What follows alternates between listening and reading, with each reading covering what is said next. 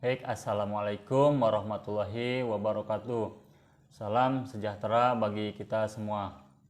Perkenalkan, nama saya Ahmad Komar Gani, NIM 4103 2102 151174. Pada kesempatan kali ini saya akan memaparkan ringkasan materi ABK mata kuliah ABK pasca sekolah dari pertemuan 1 sampai pertemuan 7. Presentasi ini dibuat untuk memenuhi syarat ujian tengah semester mata kuliah ABK pasca sekolah. Baik, langsung saja.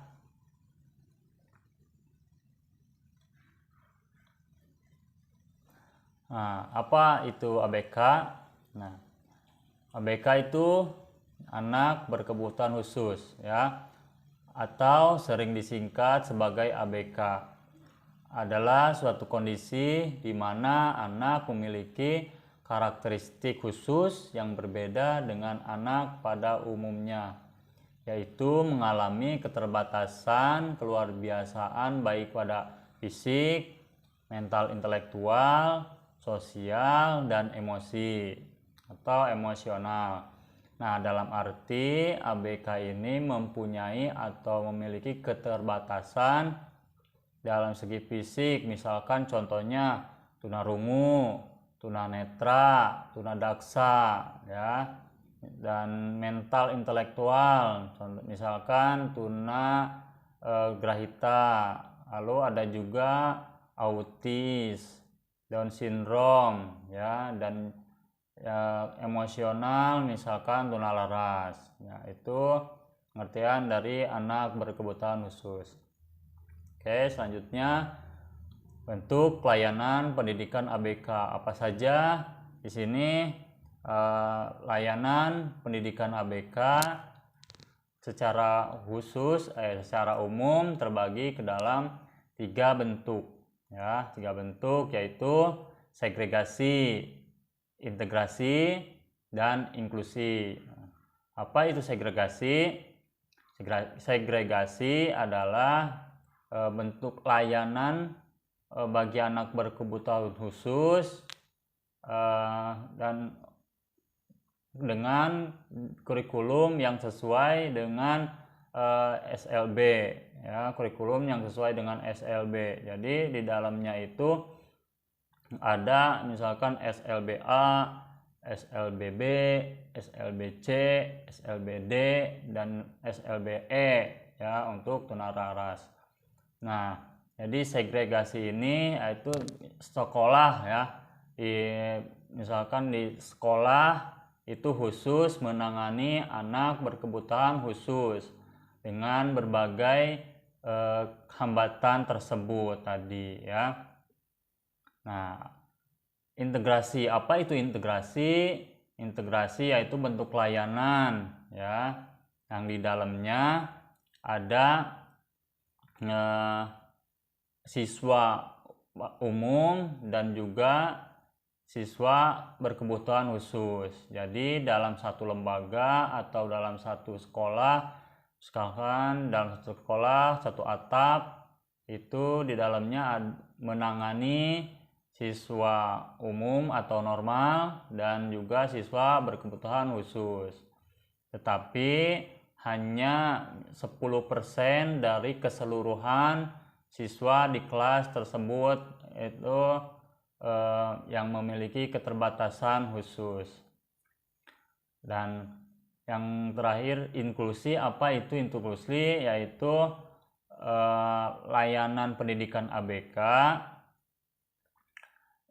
hampir sama dengan integrasi di dalamnya, yaitu menangani siswa normal pada umumnya dan juga siswa anak berkebutuhan khusus dalam satu kelas, tetapi dengan kurikulum yang kolaboratif, artinya bisa dipahami bisa dimengerti oleh siswa normal dan juga bisa dimengerti oleh siswa berkebutuhan khusus. Jadi kurikulumnya dikolaboratif, dan di inklusif tersebut ada berperan guru kelas dan guru pendamping khusus yang saling berkolaborasi. Nah, ketiga bentuk ini memiliki perbedaan diantaranya mengenai sistem kurikulum yang diterapkan. Oke, selanjutnya tadi yang pertama itu bentuk layanan segregasi ya. Nah, bentuk segregasi ini terbagi menjadi 3 jenis ya. Ada sekolah khusus atau sekolah luar biasa, sekolah luar biasa berasrama, dan sekolah luar biasa kelas jauh atau guru kunjung. Nah, apa sekolah khusus? Mungkin sudah pada tahu ya. Sekolah khusus atau sekolah luar biasa ya tadi sudah disampaikan, yaitu sekolah yang menangani beberapa anak berkebutuhan khusus ya. Dalam satu sekolah itu beberapa hambatan, misalkan tunarungu, tunagrahita, tunanetra, tunalaras, Down syndrome ya, itu dalam satu sekolah. Nah, itu sekolah luar biasa dengan kurikulum yang digunakan untuk SLB.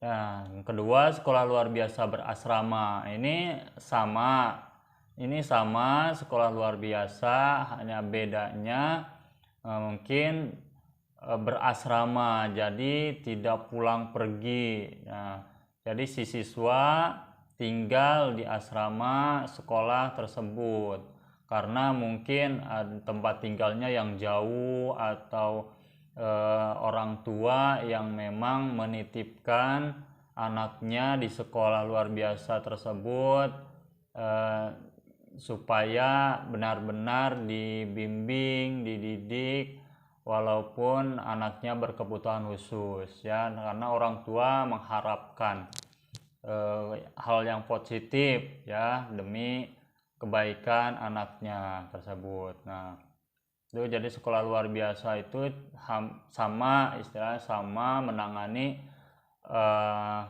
berbagai ketunaan, berbagai hambatan siswa, tetapi berasrama, ada asramanya di dalamnya.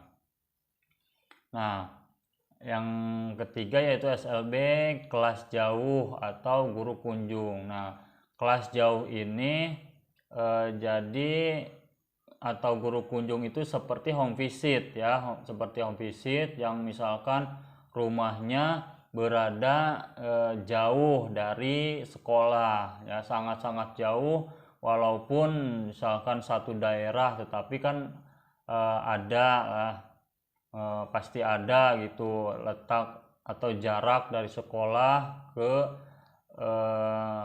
dari rumah ke sekolah itu menempuh misalkan beberapa jam, itu ada. Jadi diadakanlah guru kunjung atau home visit, tetapi guru tersebut juga yang berada tempat tinggalnya dekat dengan rumah siswa ABK tersebut ya. Nah, itu kelas jauh juga itu ya, namanya belajarnya di rumah tetapi dengan dibawahi di sekolah tersebut. Contohnya misalkan sekolah Binong. Nah, sekolah Binong berada jauh dengan tempat tinggal siswa. Karena siswanya sangat jauh, jadi sekolahnya di rumah dengan menugaskan guru yang dekat dengan rumah siswa tersebut itu atas nama sekolah Binong tersebut. Itu untuk SLB kelas jauh atau guru kunjung. Oke, selanjutnya bentuk layanan integrasi. Nah, layanan integrasi ini disebut juga terpadu ya. Disebut juga terpadu. Ada 3 jenis, yaitu kelas biasa, ada kelas biasa dengan ruang bimbingan khusus, dan kelas khusus. Nah, kelas biasa, nah di sini ABK bersama-sama dengan siswa pada umumnya terlibat dalam proses belajar mengajar dan secara penuh menggunakan kurikulum di mana sekolah tersebut berlaku. Kelas biasa ini maksudnya kelas umum ya, misalkan di SD, SD kan normal ya, ini kelas normal. Jadi di satu kelas normal tersebut terdapat 10% dari jumlah siswa di kelas tersebut, yaitu ABK ya. Misalkan ada 50 siswa, jangan 50 ya, kebanyakan, misalkan 20 siswa di kelas tersebut. Nah, 10%-nya itu siswa ABK. Tetapi yang digunakan kurikulumnya yaitu ya yang digunakan oleh sekolah tersebut. Jadi si siswa ABK tersebut mengikuti kurikulum yang digunakan oleh sekolah tersebut. Tapi tetap ada beberapa mata pelajaran misalkan atau kegiatan yang tetap melihat situasi kondisi anak tersebut, hambatannya seperti apa. Nah, jadi tetap ada penyesuaian lah, tapi lebih dominan ke kurikulum yang digunakan oleh sekolah tersebut.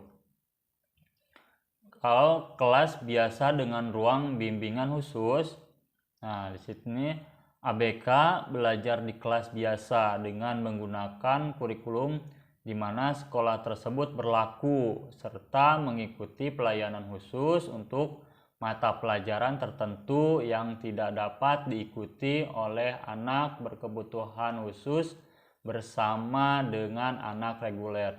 Jadi maksudnya kelas biasa dengan ruang bimbingan khusus ini yaitu di satu kelas menggunakan kurikulum untuk anak reguler dan juga menggunakan kurikulum untuk anak berkebutuhan khusus. Jadi setengah-setengah istilahnya ya.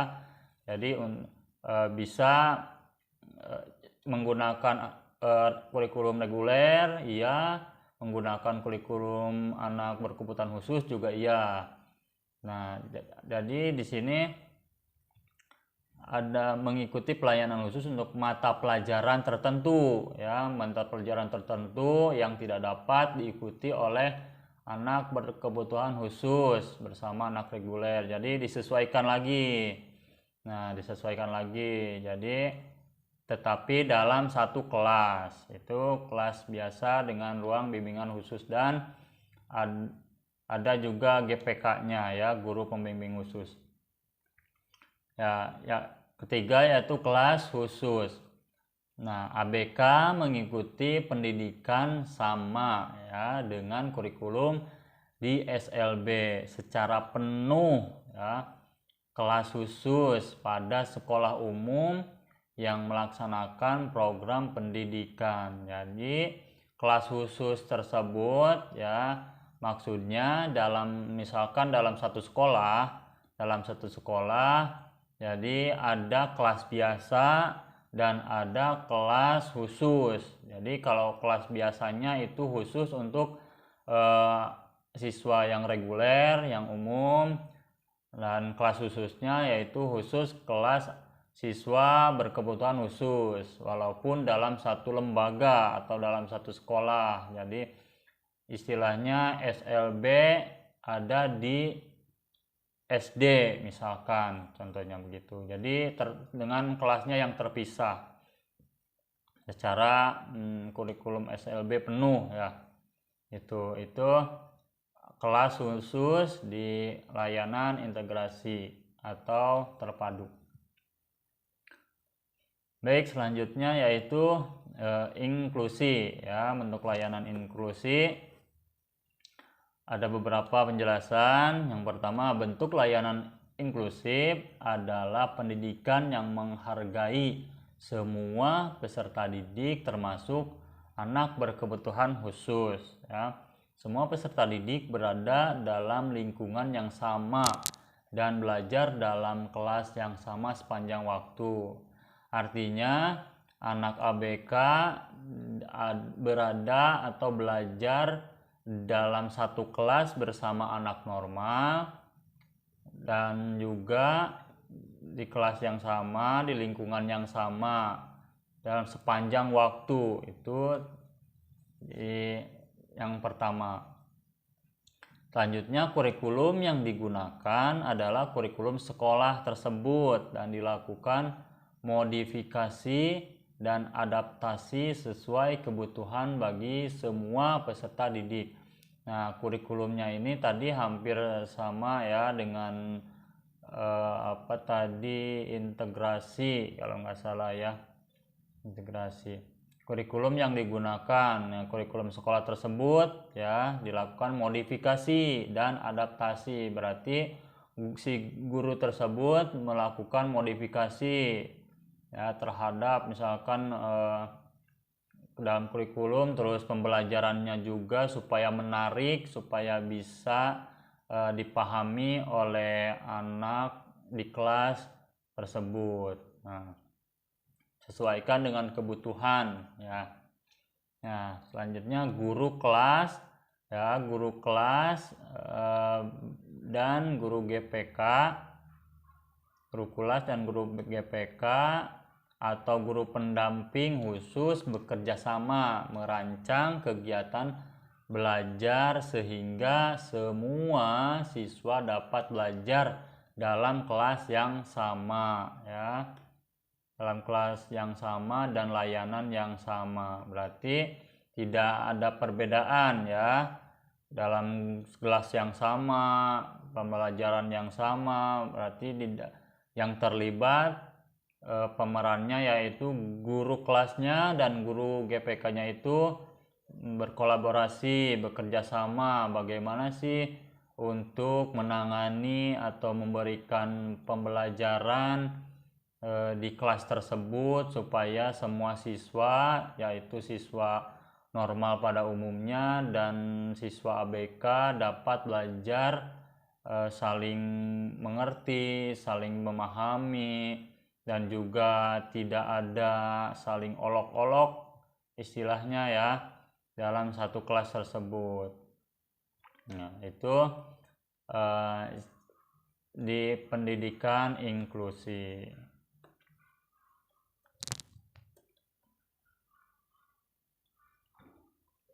Nah, tadi pendidikan layanan ya, bentuk layanan pendidikan ABK itu awal ya, awal sebelum masuk ke program. Nah, sekarang lanjut ke program pasca sekolah bagi anak berkebutuhan khusus. Program pendidikan pasca sekolah adalah program persiapan bagi ABK agar memiliki kemampuan kemandirian agar memenuhi kebutuhan ekonomi yang dimulai sejak mereka di bangku sekolah sesuai dengan karakter dan jenjang ya. Jadi program ini program pasca sekolah berarti kan program persiapan ya, persiapan dari ABK, persiapan ABK dimulainya sangat lama, berarti dimulai dari jenjang bangku sekolah, misalkan dari SD, SMP lah ya, SMP sudah ada keterampilan, lalu SMA juga, nah dilihat Nah, dipersiapkan tuh ada kan kalau di SLB ada di banyak keterampilan ya. Nah, di situ keterampilannya apa saja, lalu dilihat, dipersiapkan si anak ini cocoknya kemana, dipersiapkan si anak ini mampunya keterampilan apa gitu. Jadi dan nantinya untuk memenuhi kebutuhan ekonominya gitu. Jadi tujuannya untuk bekerja ya, untuk bekerja. Nah, kalau menyangkut dengan ekonomi. Oke, jadi itu awal program pasca sekolah.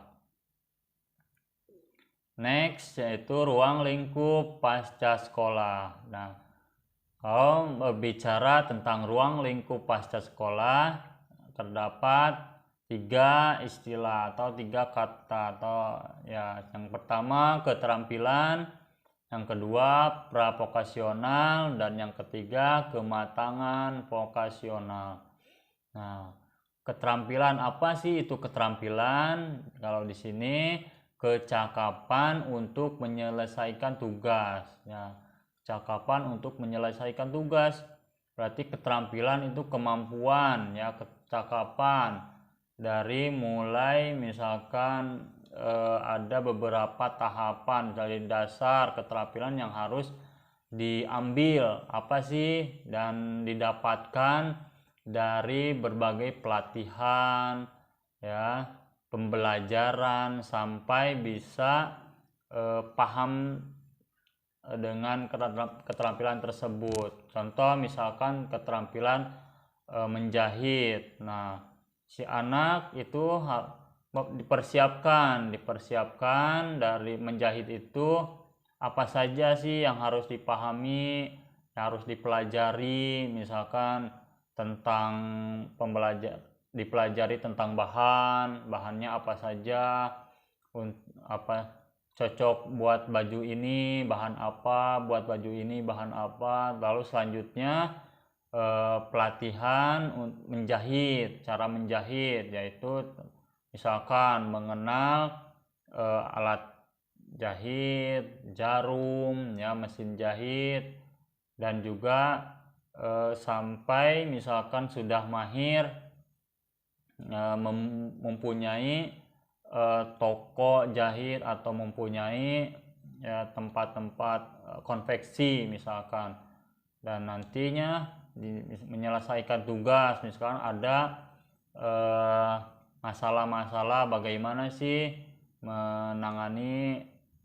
menyelesaikan masalah dalam keterampilan tersebut. Itu yang harus dimiliki ya, kecakapan yang harus dimiliki untuk menyelesaikan tugas. Yang kedua pra-vokasional. Pra-vokasional yaitu langkah seseorang untuk mempersiapkan masuk ke dalam dunia vokasi ya, masuk ke dalam dunia vokasi. Pelatihan pra-vokasional mencakup keterampilan hidup mandiri, pelatihan kerja, dan perawatan diri ya. Berarti itu berarti sebelum ya, sebelum ke dunia vokasi. Nah, langkah apa saja yang seperti tadi, langkah apa saja yang harus dilakukan untuk mempersiapkan nih. Nah, berarti pelatihan dulu, misalkan pelatihannya seperti tadi, misalkan pelatihan menjahit, berarti langkahnya misalkan apakah harus punya mesin jahit dulu, apakah harus mengetahui dulu cara-cara menjahit manual dengan jarum jelujur misalkan, atau bagaimana cara memasukkan benang ke jarum misalkan. Itu harus ada langkah-langkah dulu sebelum kita atau seseorang masuk ke dunia vokasi. Jadi harus melakukan pelatihan-pelatihan lah ya, untuk supaya hidup mandiri. Kalau sudah memiliki keterampilan, sudah mempersiapkan, berarti kan bisa hidup mandiri, bisa pelatihan kerja, bisa memiliki kecakapan-kecakapan untuk dirinya sendiri. Lalu selanjutnya kematangan vokasional. Nah, setelah misalkan setelah mempersiapkan untuk ke dunia vokasi, langkah-langkahnya sudah hafal, sudah cakap, sudah matang, baru ke dunia vokasional dimatangkan. Nih, salah satu yang harus diselesaikan individu menuju awal dewasa adalah memiliki dan mempersiapkan diri untuk pekerjaan, disebut kematangan vokasional. Nih, jadi kan tadi ulangi ya. Jadi sebelum masuk ke vokasional, sebelum dimatangkan, berarti kan harus mempunyai dasar dulu. Berarti langkah-langkahnya dulu apa saja yang harus dipersiapkan, apa saja yang harus dimiliki, keterampilan, kecakapannya. Kalau mau ke dunia menjahit, ya persiapkan, pelajari dulu. Nah, menjahit tersebut. Kalau di dunia masak, tata boga, misalkan pelajari dulu menu-menunya apa saja, apa sih, membuat kue kah, atau hidangan-hidangan sederhana kah, yang seperti itu ya.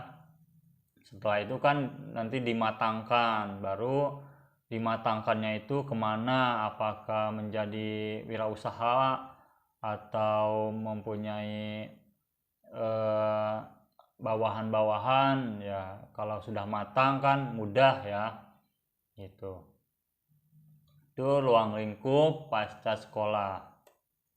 Nah, next, dimensi kematangan vokasional ya. Tadi tingkat kematangan vokasional mempengaruhi individu dalam proses pemilihan pekerjaan yang di dalamnya mengandung beberapa dimensi kemapanan, yaitu kebutuhan untuk bekerja, pemilihan pekerjaan, aktivitas perencanaan, sikap pengambilan keputusan, serta kemampuan untuk bekerja. Menurut Prihastiwi 1995. Berarti kan tadi sudah dijelaskan, berarti beberapa kemampuan untuk bekerja kan. Nah, setelah dipersiapkan, setelah dipelajari kan baru memilihlah pekerjaan, apakah pekerjaan sebagai koki, sebagai penjahit, sebagai pedagang, atau sebagai petani dan lain-lain ya. Aktivitas perencanaan ya, mengambil keputusan nih, lalu diambillah keputusan untuk kemampuan bekerja. Nah, selanjutnya faktor mempengaruhi kematangan vokasional. Faktornya tidak jauh ya. Ada faktor eksternal dan faktor internal.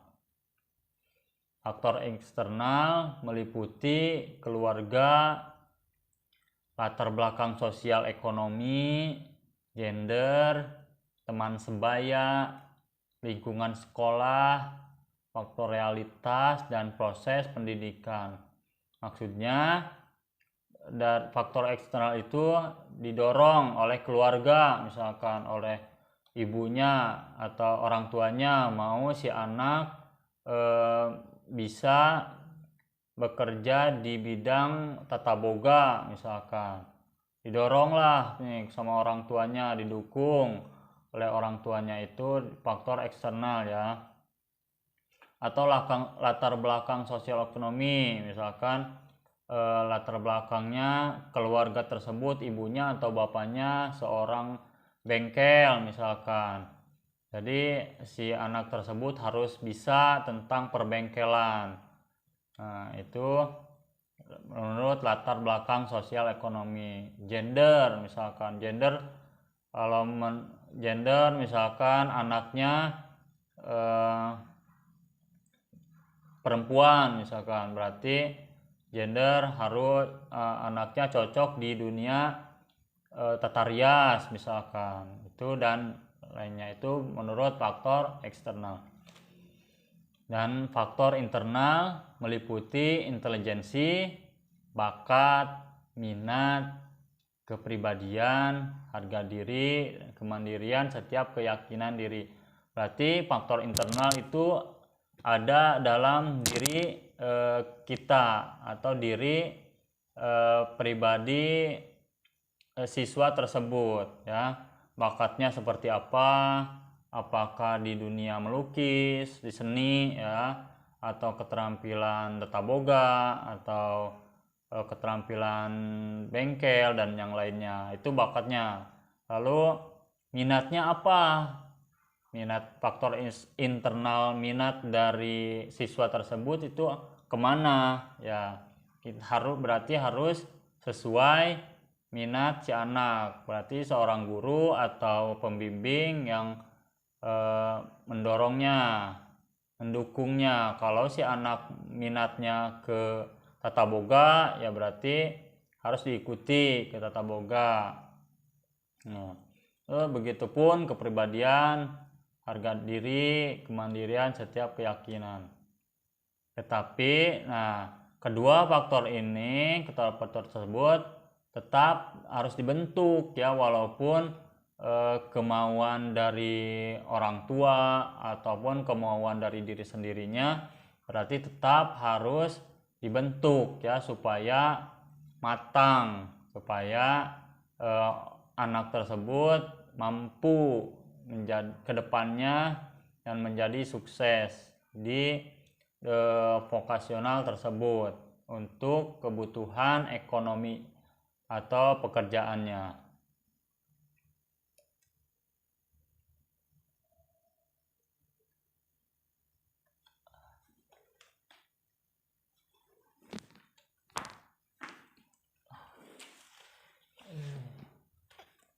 Stop pula.